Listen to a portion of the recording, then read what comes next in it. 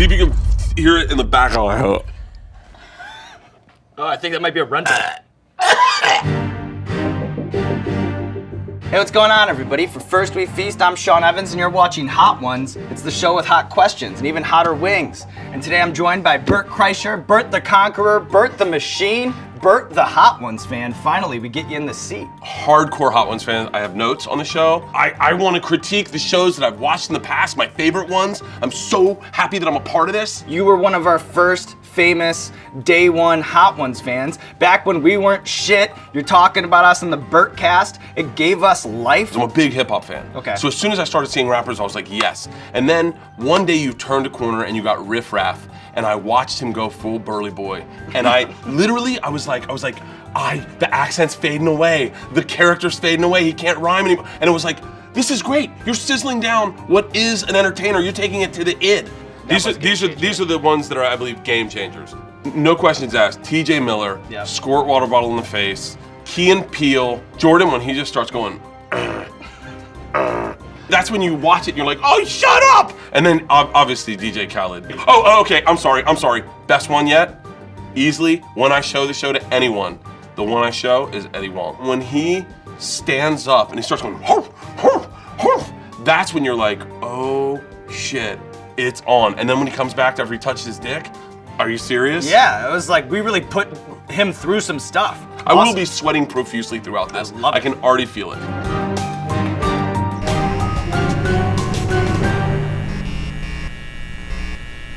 All right, let's start this way, Sean. All right. The proper way to eat a wing.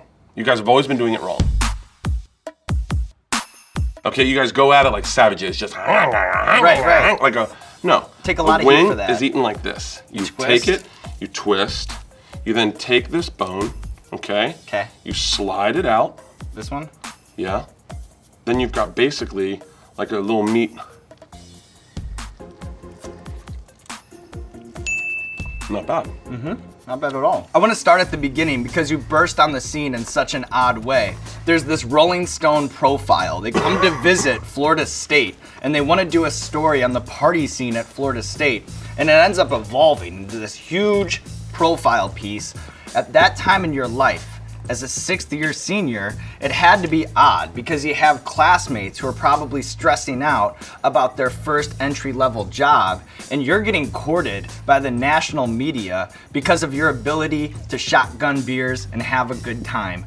How did that shift your perspective as an adult and what life could be? I feel like I'm just the luckiest guy in the world. Like that happened, I'd be selling carpets in East Georgia. I mean, that was our path was either selling boats in Orlando or selling carpets in East Georgia. And this happened, and all of a sudden, I had opportunity. I had an opportunity to have a morning show in Tallahassee. I had an opportunity to move to New York to do stand-up. And then when I got to New York, I had an opportunity to do something and then have people want to talk to me. They're like, there's an interesting article. Tell me more about yourself. And that's how I met Will. So Met Will Smith. yeah. And that's an odd story too, right? Well, yeah. I thought he wanted to fuck me in the ass. That's what you thought. You Well, thought no, it was I like a didn't think Hollywood it- thing. Your dad talked you My into it. dad thought he wanted to fuck me in the ass because Will's like, let's go to the movies. And I was like, okay. And I told my dad, we're going to the movies. My dad's old school. He's like, what, I got on a date? And I was like, no. And he's like, who goes to the movies? He's like, buddy, this is very popular in Hollywood. The big movie stars get so tired of women, they just want to turn out young boys. That's what he wants to do with you. And I was like, that's impossible. He's like, what's more likely? The fact that you're so talented that the biggest movie star in the world wants to make a sitcom about you, or that he's tired of women and he wants to fuck you in the ass. I was like, shit. Because that makes a lot of sense. What your dad Makes a says ton there of- makes a lot of makes sense. a lot more sense than me being talented. And then I got there, and I told him I was a big hip hop fan, thinking that's how we'd connect. And we got there, and this guy, Charlie Mack, 6'5", 350, meets me, and he's like, downstairs. And I'm thinking, I gotta fuck this guy too. And then there's 10 dudes in the room, all black dudes, in a small room like this, and a folding table, and I'm like, You're gonna have quite the afternoon. I'm sure he's bringing Jazzy Jeff. That counts 13 on my watch. And then we just watched a movie. He showed up, he brought Jazzy Jeff, we watched the movie, and it was great. At the end, he was like, what'd you think? And I was like, it was fantastic. He's like, no, about the guys. I was like, they're black? And he's like, no, you said you were a hip hop fan. That's Kool Moe Dee, that's Biz Markie. And I was like, oh my God, I could have fucked Kool Moe Dee. So yeah, it was a real entry into this business, man. Tapatio? I eat this for breakfast. So you're an oddball with a lot of quirks, and one of the stranger things that you do is you leave these messes behind in hotel rooms, which are actually these kind of mesmerizing artistic figures. Do you remember the first time you did that and why? The first one I did was in San Antonio, Texas. And I did it because as I was leaving the room, I looked at the room and I thought to myself, if this maid has any insight, she could figure out what I did in this room very quickly. Like there's lotion by the bed, there's a towel by the lotion. And how gross would that be to come in and be like, oh great, this guy just jacked off in here. I tried to throw her off the trail from her finding out I was masturbating. And so I put an ironing board and a pillow, and I put pillows around the toilet, and I put a spoon next to that. It just tried to try to confuse her and think, what would the maid think? And then the next one I did, I put my shirt and a pillow in the refrigerator. So when she opened the refrigerator, it looked like there was a torso in the refrigerator. Yeah, it's actually looks like it requires some talent. It really could be in a contemporary art museum. Some artist came up to me, he's like, dude, you have great composition. I was like, I don't even know what the fuck that means. I get in these manic states where I do 5 a night, and I just shoes under the curtain, and legs out of the table, and then the lamp looks like E.T., and then a mummy wrapped in toilet paper on the bed, and a toilet that looks like a snake, and I just get, manic like a crazy person. So this is El Yucateco Caribbean Habanero. Spicy, a little fruity. I know the show. So I'm Bert the Conqueror. You travel to all these amazing attractions, and you've probably been to every amusement park there is. As a man-child who's logged a lot of hours at those types of places, are there things that you can do so that you don't end up ruining a Saturday? Okay, number one, you have to get the fast pass. There's no questions about it. Get the fast pass. It is a waste of money to go to an amusement park if you don't get their fast pass. Number two, as a dad, dip out and have beers. That's the most beautiful thing about an amusement park. Just dip out, get a beer, walk it off, hop on a ride. Hey, I'm gonna take a break, another one. Get your cardio by doing the basketball game. Anytime you walk by that basketball thing and you see the kid with the basketball, if you yell, throw me the rock, he passes it to you immediately. He doesn't care. So just an aggressive three-pointer, throw me the rock, just boom, and then just boom. Yeah, the key to the hammer thing, it's not power. It's just hit it dead center in the center. Hit it solid, kong, and it hits it every time. Good to know, good to know. You ready to move on? Am I sweating through my shirt yet? We're spotting a little bit. Yeah, my God. This shirt's coming off. There are very few people who are famous for partying. It's like you and it's Steve-O. You might have Tucker Max. That seems like the world's greatest job description, but a difficult reputation to uphold. When you're Bert, the party guy, and you go out on a Friday or Saturday night, what's the worst thing about having to try to uphold that kind of reputation? Shots. Right, because everyone always wants to buy you shots. I get it. I totally get it. But man, I can only do so many shots. No one offers me drugs. No one offers me weed. It's shots. Dude, up and down, shots. I'll get a beer and I'll go on stage for stand-up and I'll take a sip and they'll be like, pound it. And I'm like, I'm drinking for me. I'm the one that gets the buzz. Don't worry, I want it. I don't like sleeping sober. I'm not gonna fucking go to my hotel room and like a person dead inside just close my eyes and go to bed. Yeah. I'm gonna drink for me and I'll drink in my hotel room for me. But let me go at my own pace. So this one, you already know, it's the Hot Ones hot sauce. This is your hot sauce. We got you a bottle. Oh shit, well, wow. We'll see how I like that. As you probably know, sometimes it's a little bit of a crutch that we have on Hot Ones. We like to do deep dives on people's Instagrams. Sure. And get a little bit more behind the story. I can't believe I'm almost halfway through. I was like, oh, I'm gonna definitely get it in my eye by that time. Is it everything you expected and more? It's beyond it. All right, explain to me what's going on here. We did a show called The Goddamn Comedy Jam. The guy to the far left, my far left, is Josh Adam Myers. It's his show. It's comics. We go up, we do stand-up, and then we sing a song. And that was my interpretation of Stone Temple Pilots. Because that's what's gonna stand out on this photo is you see that everybody is wearing clothes. Yeah.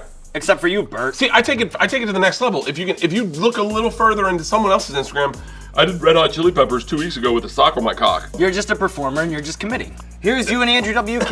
Yeah. So two party icons here, but in kind of different ways. We were doing my buddy Mike Calta's radio show in Tampa, and I've wanted to party with Andrew WK forever, and so I cracked a beer. I was like, let's drink. It's like 8 in the morning. And he was like, I gotta work out later. You don't party like that? And he was like, well, I mean, I'll have a beer, but I'm not partying right now. And I was like, so let down. Right, because he's not a party animal in the conventional sense. No, he's not like in like the alcoholic sense. Right. Like he just throws parties. It's a philosophy for him. He's a really smart guy too. Definitely. But yeah, that's me and him partying. But I was partying. He's shirtless. Yeah. And he was like, why is your shirt off? And I was like, hold on, these aren't questions partiers ask other partiers. I got one more for you. At the Hobbit House. Yeah, we went down, we did for Travel Channel, we did a thing with Peter Jackson, one of the most beautiful places in the world. If you've got a 13-hour flight under your belt, that's the place to go. Go to New Zealand. Go to Queenstown, go to Hobbiton, go to New Zealand. That place is gorgeous. That place is overwhelming. How are you doing so far? I'm doing really good. This is the best tasting one I've had yet. Thank you. This has had the most kick. Well, this will have the most kick. Number 6, High River Rogue. Oh yeah. Oh fuck, it's on the back of my tongue. It's on the sides of the back of my tongue. Yeah. So, speaking of traveling, Oh, this got really real. when people travel, they always say, I want the local experience. And you really took that to the next level when you became a de facto member of the mafia on a class trip to Russia. I know you've told the machine routine 50,000 times, so I'm not gonna ask you to do it again. If you're a fan of Bert's though, if you're a fan of our show, you should check that out because it's a legendary story. Some people say it's the best story ever told even. Yeah. But I want to know about a story of you traveling abroad that sort of goes under the radar. Flying dildos. Flying dildos. I like where this is going. Yeah, whoa, man, that really is talking to my.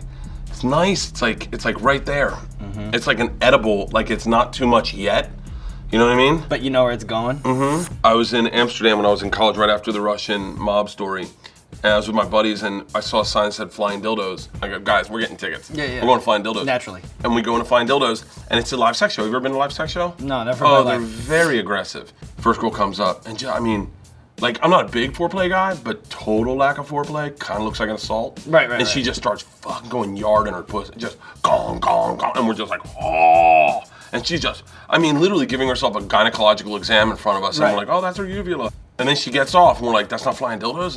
And two girls come on, and then they start like making out, and we're like, no, you can't go back in the story. Like, we Right. just watched a woman fist herself. You need to step it up, ladies. Especially because you thought you were getting the headliner right off the bat. We want Flying Dildos. And so I start Yeah. talking to them, and I'm like, do you guys do Flying Dildos? And they're like, no. We're like, beat it. And then like a girl comes out by herself, we're like, I've already seen it, beat Yeah. it. Unless Yeah. you're doing Flying Dildos, go. Then a guy comes out, and the guy's like, it's not even hard yet. Like, oh, step up your game. And he's doing crowd work. He's like, yeah, you ready to see me fuck? And we know it's not Flying Dildos, it's him and the girl, and so I start heckling his dick. And then he starts to fluff it, and I'm like, hey, think about your mom. And he's like, fuck you. And then I was like, you got a sister? And he's like, hey man, not cool. And then he storms off. And now I'm running the show. I'm chanting, we want Flying Dildos. And the place is going nuts. They're stomping. I'm like Barack Obama to these guys. Not way before Barack Obama was even Barack Obama. But like He was in still- Grant Park with the tearful Dude, speech. You I'm know? up there like, you want to change? And then a woman comes out, thigh-high boots, leather biker's cap, medicine bag, slams it down. She goes, gentlemen, please,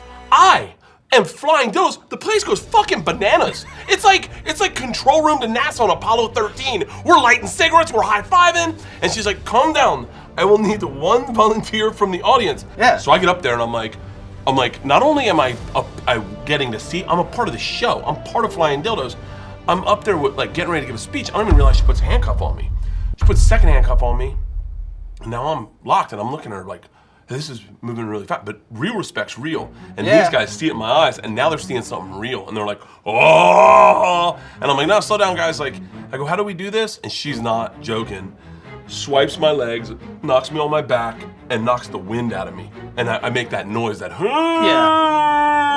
As I'm doing that, she rips my pants off me. My dick falls out of my boxers. I look at my best friend Weicho, who is this close to me, in the front row, and I go, poke it back in, please. And he's like, I will not be doing that. Yeah. And then she stands above me and proceeds to Excalibur a 12-inch black dildo into my mouth. You have a choice at that moment.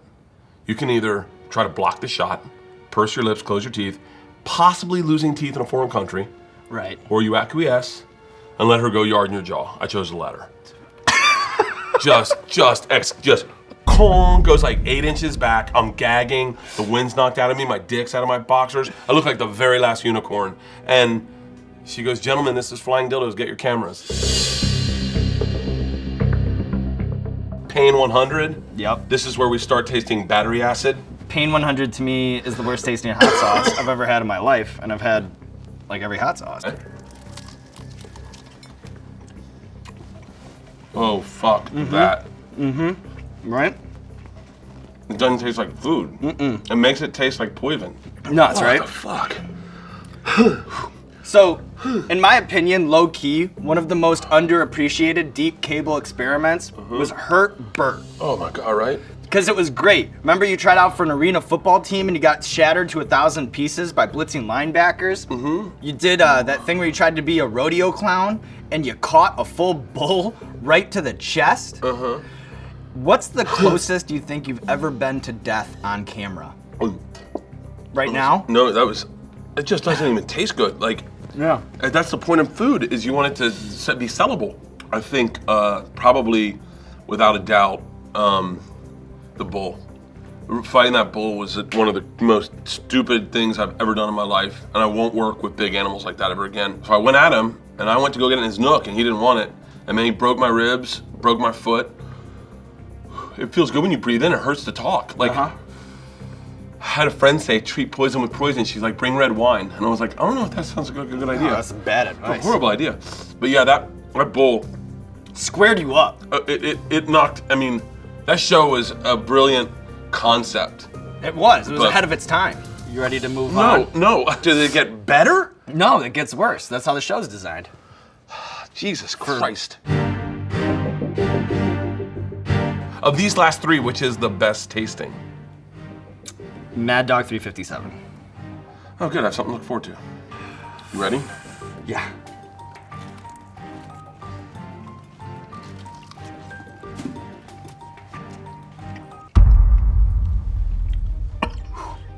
So I want to talk about the Bertcast and podcasting in general, because it seems to be this whole community where these comedians, they're cross-pollinating, they're appearing on each other's shows, but I know from talking to a lot of comedians that there's also a lot of jealousy and a lot of backstabbing in that community. Do you think that the podcast has helped to bring the comedy community together?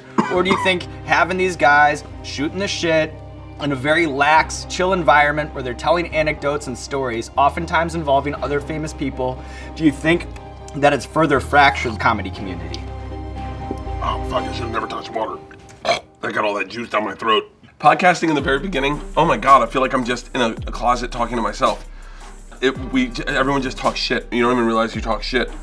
You're just talking shit. And all of a sudden, someone calls you and they're like, hey man, that's what you think of me? And you're like, I didn't know you heard that. I went on a podcast one time, I talked shit about TJ Miller, who I like, and then He was on the show. he just called me and he was like, why would you say that? And I was like, I don't know, I was high and I didn't mean it. And he was like, well then why'd you say it? And I was like, I don't know, everyone else was saying it.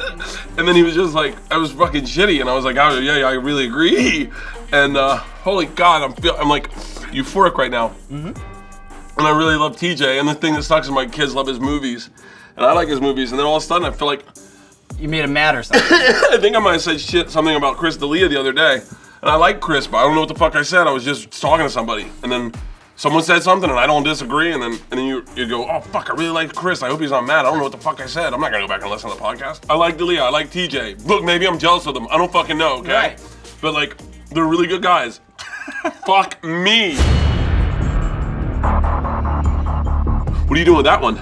I was about to eat it. Oh, we're going next one?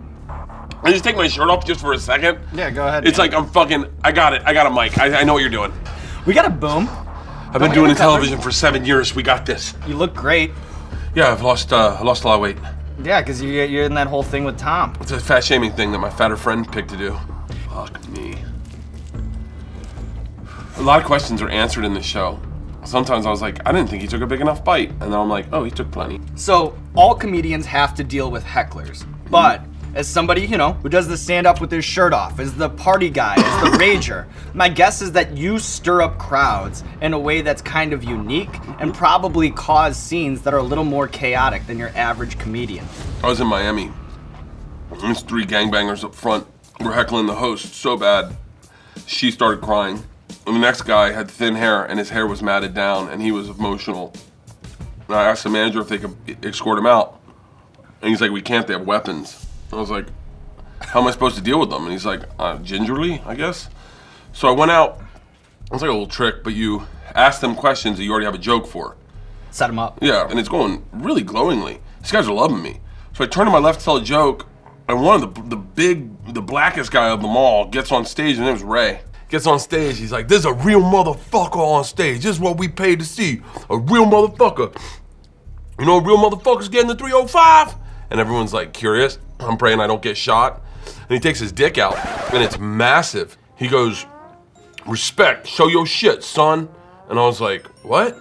He's like, show your shit. And I was like, I'm not gonna take my dick out after that. Like, definitely, I might have done it before, but not now. Right. And I think it's illegal. And I go, and Ray, I don't know why I remember his name. I go, Ray, you may wanna leave. I'm sure they're gonna call the cops. Right. And he's like, good looking out. And he gets off stage.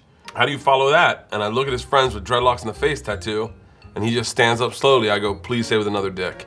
And he gets on stage, and he opens his hands. He's like, you're a real motherfucker, man. This is what you get. And he shows his dick. Now, it's not as dark as Ray's, but it's just as big. Like, it's a fucking hog. And I'm like, and I go, holy crap. And he's a good-looking dude, too. So the women are into it. The guys are amazed. And I go, that's fantastic. He's like, show your shit, son. And I go, I'm definitely not after you two. Yeah. And I go, and you may want to go catch up with Ray, because they're definitely called the cops by now. Right. Now, he's like, good looking out. He gets off. I swear to you on my children, they're hanging out with a hairless albino. And so I go, that's so funny, out of all the dicks, yours is the only one I want to see. And everyone laughs, and he looks at me, and he stands up slowly, and he walks up on stage, and he drops his pants to his ankles, and it looks like a fucking lighthouse. I mean, it is like white, no hair. It like just like a lighthouse. A beacon. And people are flipping over fucking tables. They're like, holy shit. And he just raises his hand, and I look at him, and I go, that's my show. And I just dropped the mic and walked off. You can't follow an albino cock. You can't go anywhere from that. You can't follow an albino cock. Yeah, motherfucker. So, I know the tradition. you know what's up. As we've talked about this whole time, you're one of our day one fans. We've been trying to work this out for so long, and finally you're here. Yeah. And when that happens, it's a great thing, but it's also kind of a bad thing because in some way you have to be a little let down by your experience here. You have to be disappointed in some way. It's probably something you were hoping I'd ask you about that I didn't, or some way that you thought it was gonna go that it didn't. I want you to take a bite, reflect, and if you were to do this differently, in what ways are you disappointed in Hot Ones now that you're here, okay? That might be the best question that's asked. Okay. Ready?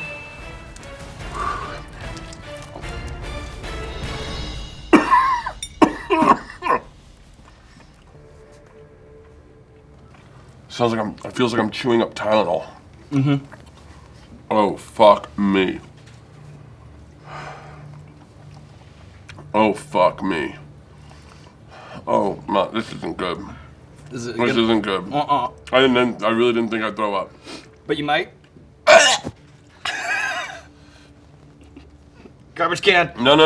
Let it happen. No. It's just a taste. I can feel it. I can just feel it. I can feel it in the back of my throat. Just, do you feel it? Oh no. It's like,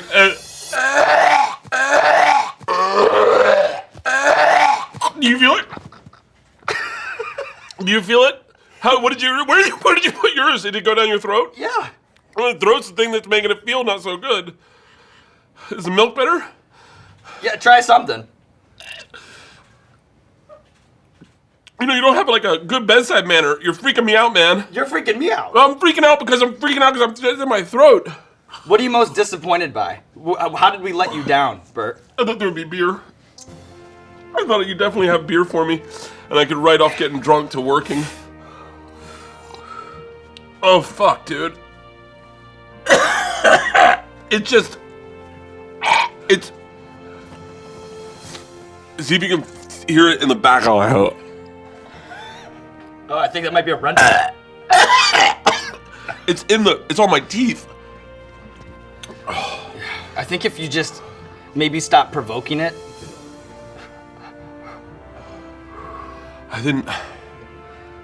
Oh, fuck, man. Bring it back down to earth. Okay. Handle your high. Okay. I feel good. You feel good. I feel good. And you've reached the finish line, Bert. I did it. Sean, Bert. this is fantastic. This is exactly everything I planned. Like, it's definitely in my nose, definitely in my eyes, all on my cheeks. Definitely a part of you. But you made it through, and you know what that means. What's that? 30-second plug. We really go the extra mile for you because you went the extra mile for us, Bert. My Showtime special airs in October or November of this year. It's called The Machine. Follow me on YouTube. Holy shit. Oh my God, I'm feeling like I'm gonna pass out. Find me on tour. Go to bertbertbert.com. Stand-up comedy until the end of the year. Oh my God, my sinuses just opened. They just went like an old lady walked in the door.